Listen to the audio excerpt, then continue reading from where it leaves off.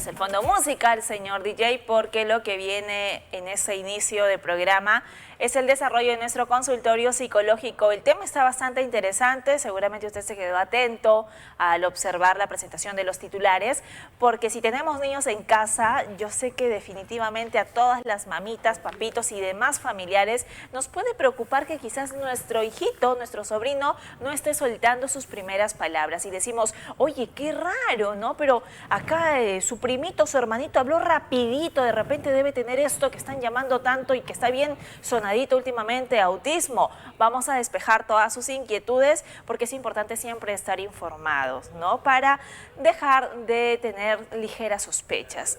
La especialista está aquí con nosotros, Celia.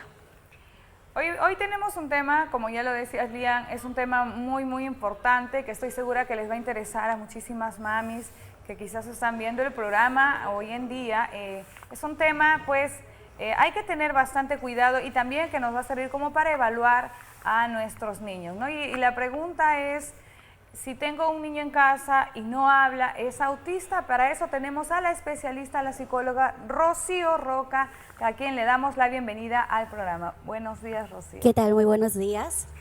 Bienvenida al programa, Rocío, y junto a ti vamos a despejar y a darle respuesta a esta interrogante. Empecemos con la primera pregunta. ¿Es verdad que un niño que no habla tiene autismo? ¿Qué tal? Muy buenos días.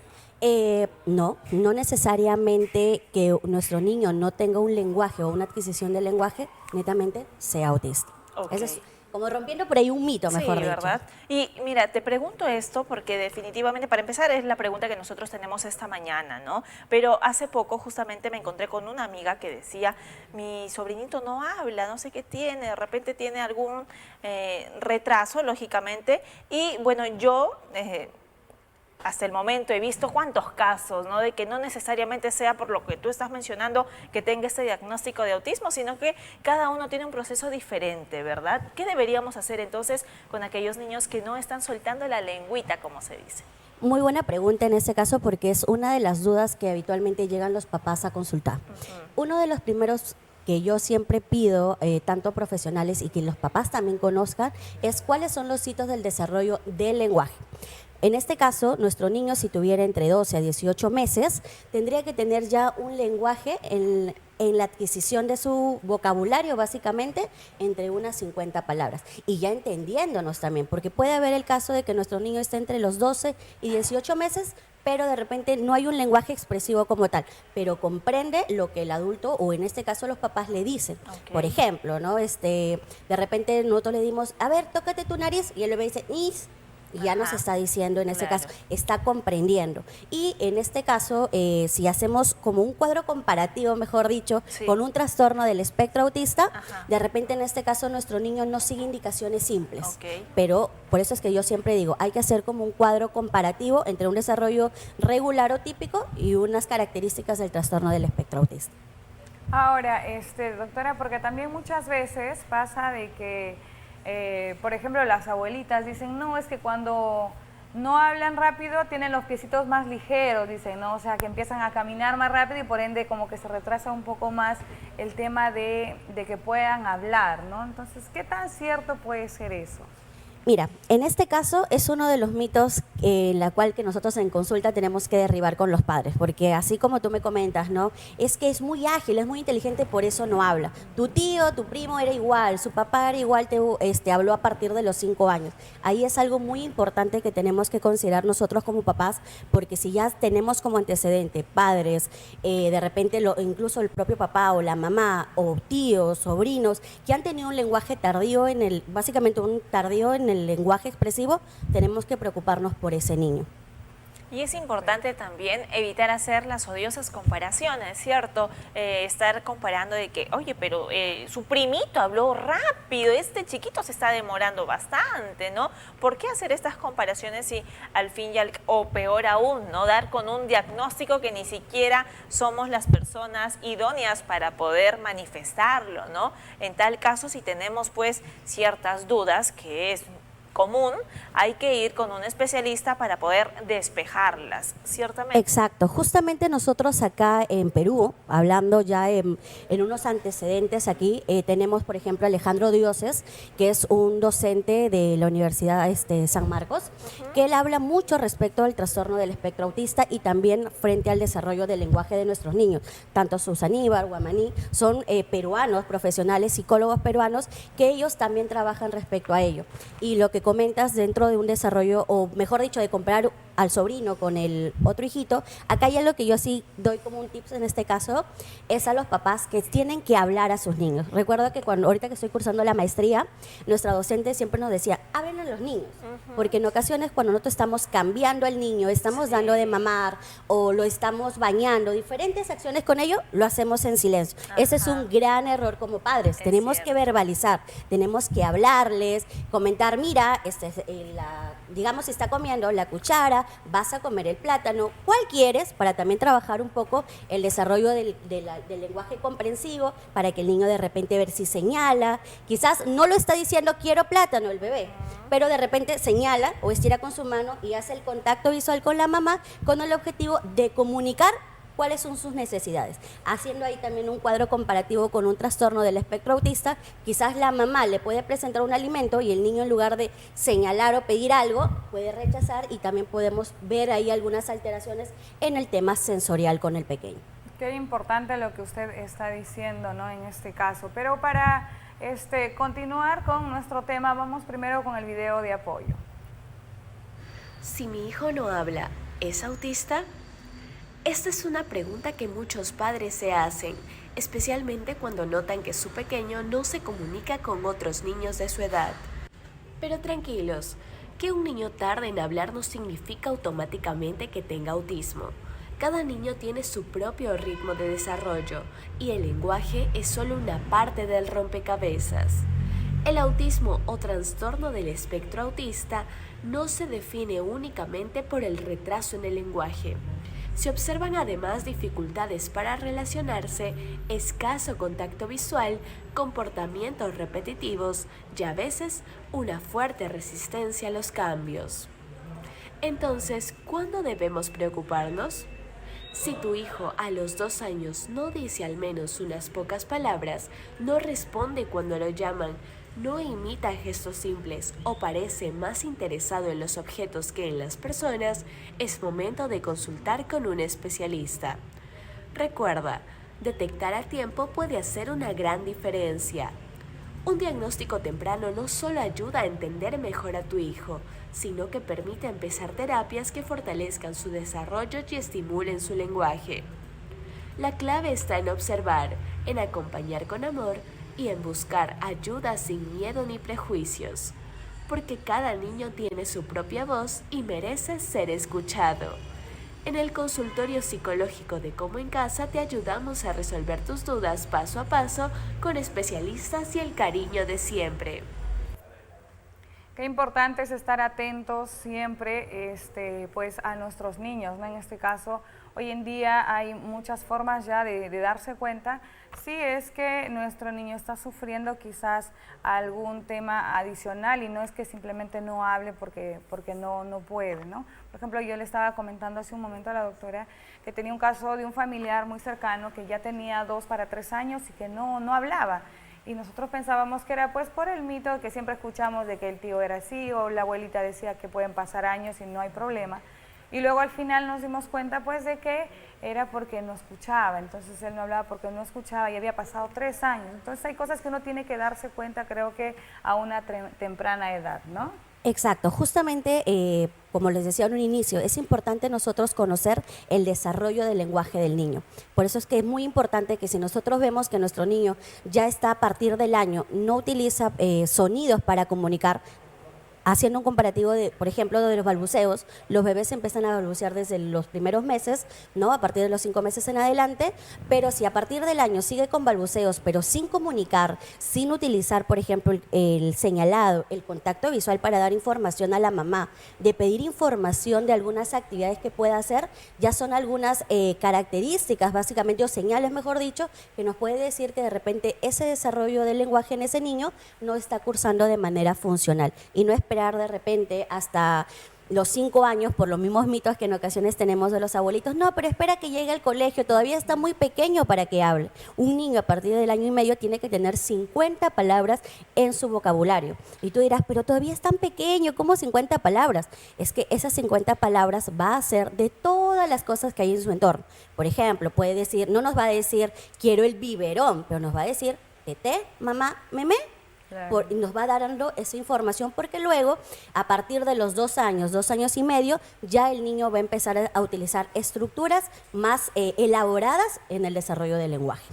Muy bien, Rocío, queda claro lo que nos vienes mencionando y a mí me encantó también este comentario que hiciste referente a que debemos nosotros conversar con nuestros hijos. Es más, desde que está en el vientre, quienes somos mamás, y podemos dar también como recomendación a muchas de ustedes que quizás están pasando por el primer embarazo, cuánto influye el tema de comunicarte con tus hijos desde el vientre, ¿no? Y ni qué decir ya cuando los tengas en brazos, poder conversar con ellos, tener este diálogo. Y hay muchas otras personas que dicen, pero ¿por qué le voy a hablar si no me va a contestar? No, Es un gran error. mito.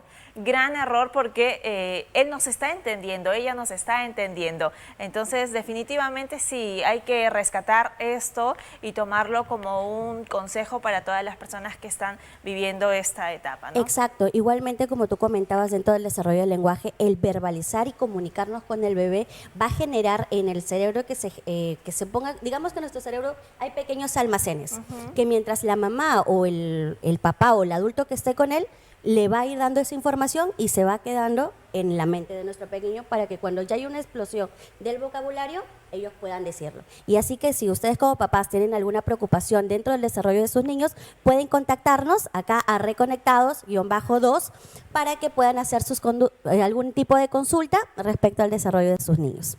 Muy Igual bien. ahí están los números. Excelente, muchísimas gracias por habernos acompañado. Nos vamos a nuestra primera pausa y venimos con mucho más. Y muy interesante, muy importante también porque hoy en día se ve muchísimo estos casos de autismo, por ende también los padres nos preocupamos de cómo diagnosticar esto en casa, ¿no? Entonces es muy importante lo que vamos a tratar el día de hoy. Y como nosotros siempre estamos pensando también en nuestro público, vamos con las preguntas del público, Lian, ¿sí? Muy bien, excelente. Vamos con la primera interrogante, Celia. Perfecto. La primera pregunta nos lo hace Mariela desde Piura y dice, mi hijo tiene 2 años y medio. Solo dice algunas palabras sueltas como agua y papá, pero entiende todo. Lo que decimos, dice, ¿eso es normal? Mira, en ese caso, si ya tiene 2 años y solo dentro de su vocabulario tiene 2 palabras, sí ya estamos hablando de una pequeña desfase dentro de la articulación de palabras, porque incluso nosotros cuando hacemos una evaluación y le preguntamos a los papás cuáles son las palabras en su vocabulario, nos dice, nunca consideramos mamá ni papá.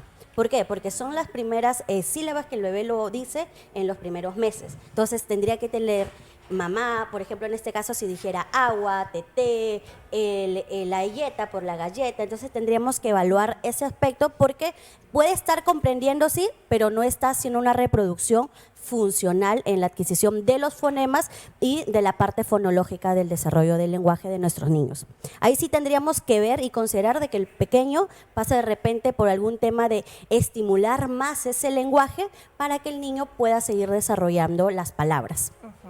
Por otro lado, mencionábamos lo importante que es hablar con nuestros niños, con nuestros bebés, y a veces, por no decir casi siempre, escuchamos a unos adultos que se refieren, por ejemplo, a algunos animalitos, el guau guau, ¿no? El pío pío, pío pío, ¿no? Entonces, es bueno referirnos de esa manera o hay que llamarlo como tal. Mira, este es el perro, este es el pollito y así sucesivamente. Claro, ahí por ejemplo cuando le decimos, mira, el guau guau, el miau miau son los sonidos onomatopéyicos que todo niño recién empieza a utilizar porque escucha el sonido del animal y empieza a repetirlo.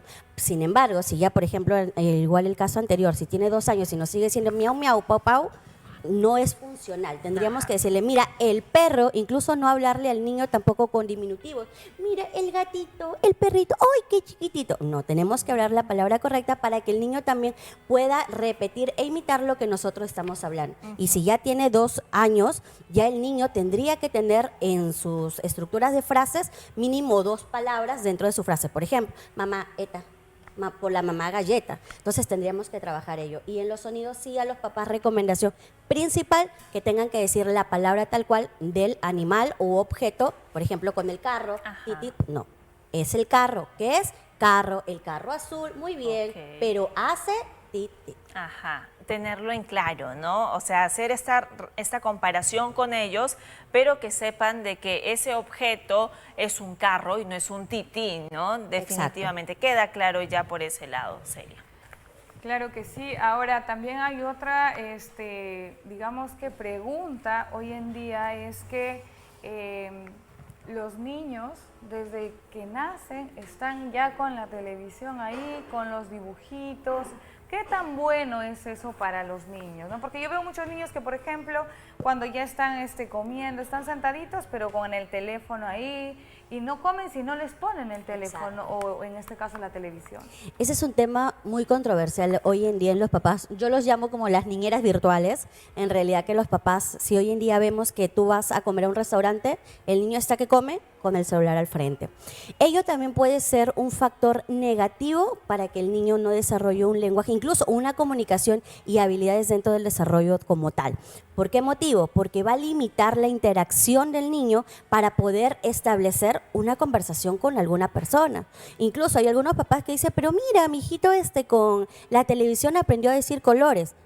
Genial, porque constantemente está repitiendo ello. Pero si de repente, y ahí también trabajamos un poco de la atención en ese niño, también puede generar que cuando no hay esos estímulos, el niño no quiere dar respuesta. O sus periodos de atención también sean muy cortas y obviamente el lenguaje sí va a verse afectado en ese caso.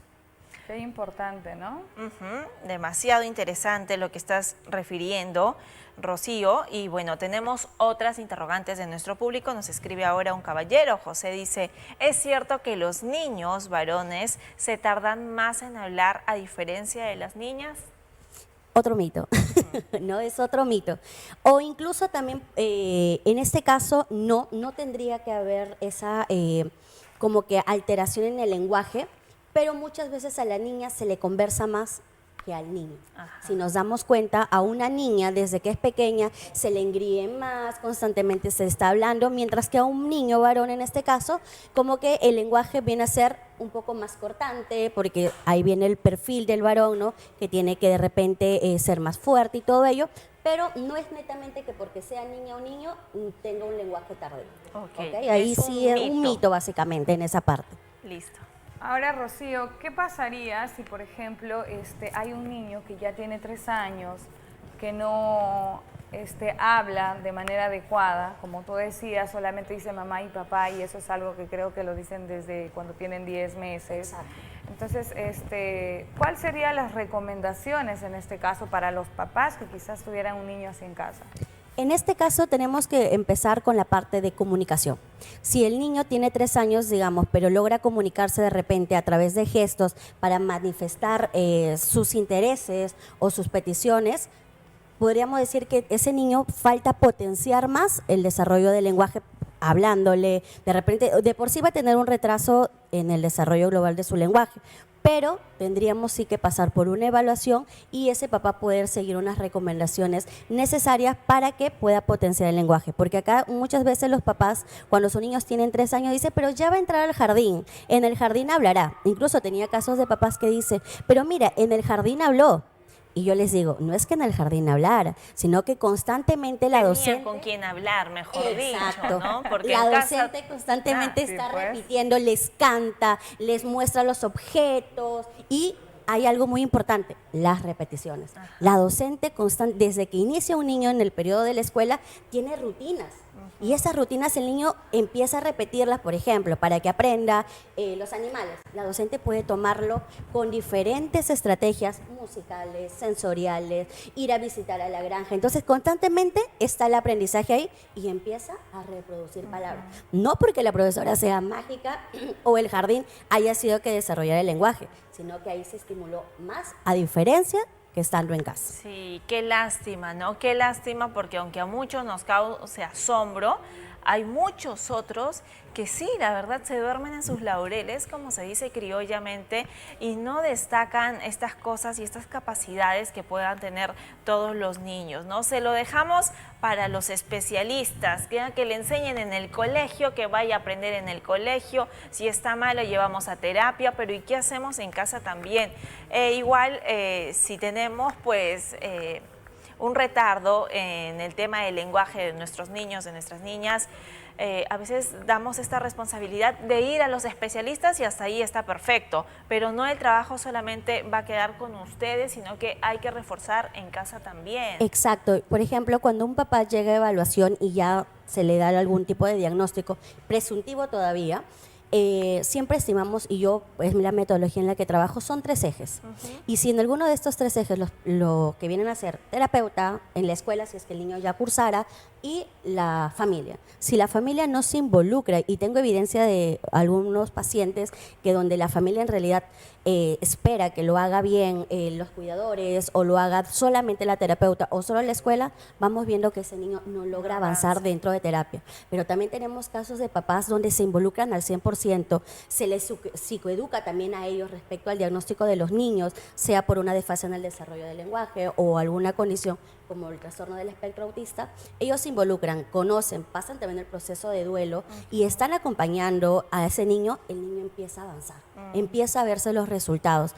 Y acá también no dejar también todo hacia la docente, sino que también los papás pueden involucrarse en el desarrollo de los niños. Definitivamente. Por supuesto que sí, es muy importante el rol que uno pueda hacer como padre, pues, con nuestros niños, ¿no? Porque si bien es cierto, la educación ha cambiado muchísimo hoy en día. La verdad es que mucha gente tiene niños y luego por el trabajo o por lo que responsabilidades que puedan tener, simplemente dejan con alguien que los cuide. Y en este caso, por ejemplo, yo veo muchos casos que hoy en día desde los 8 meses los llevan ya a la cuna. A la guardería. No, a la guardería, y lo tienen ahí creo que desde las 8 de la mañana hasta las 5 de la tarde. Y yo escucho que dicen, ahora sí quiero tener hijos porque ya los puedo mandar a la cuna, ¿no? Claro. Entonces, qué importante, ¿no? Exacto, y ahí, como yo en ocasiones le digo a los papás como recomendación siempre, todos trabajamos hoy en día y es algo muy bueno, pero también tenemos que saber que también tenemos un labor nosotros como padres, tanto mamá y papá, que tenemos que constantemente también hablarles, escuchar, porque de ahí también se desarrollan las habilidades sociales de nuestros niños, no necesariamente por un trastorno del espectro autista o una condición, sino también muchos niños que hoy en día presentan problemas de conducta, claro, ¿no? sí. Los también pueden presentar los problemas de aprendizaje. Entonces, y luego siempre como que en ocasiones tratamos nosotros como papás de no responsabilizarnos de ello, ¿no? Entonces, un tip básico: hablen con sus niños, conversen, para que así el desarrollo de su lenguaje sea óptimo. Por eso es tan importante el tema de la planificación familiar, ¿no? Porque no podemos tampoco delegar funciones que corresponden y competen básicamente a mamá, a papá, con demás familiares. ¿Quién más que nosotros como papá, mamá, para estar allí al pendiente de todos los avances o quizás por allí retrasos que puedan presentar nuestros hijos en su crecimiento? Así que esperamos haya servido de bastante todas las recomendaciones y la información que ha compartido con nosotros la especialista Rocío Roca. Ha sido un placer tenerte con nosotros, Rocío. Muchas gracias. Igualmente, cualquier cosa pueden encontrarnos en Reconectado-2 y hacer ahí cualquier tipo de consulta para poder nosotros orientarlos. Ahí están apareciendo nuestros números para que también puedan contactarnos. Nos vamos a una corta pausa comercial y venimos con mucho más aquí en Como en Casa. Alegría, como en casa, diversión.